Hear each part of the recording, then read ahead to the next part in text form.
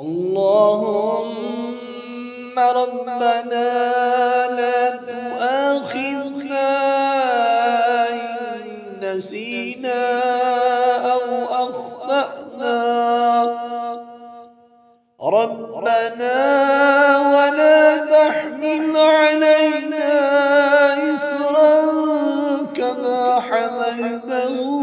على الذين من قبلنا ربنا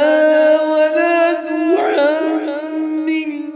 ما لا طاقة لنا به واعف عنا واغفر لنا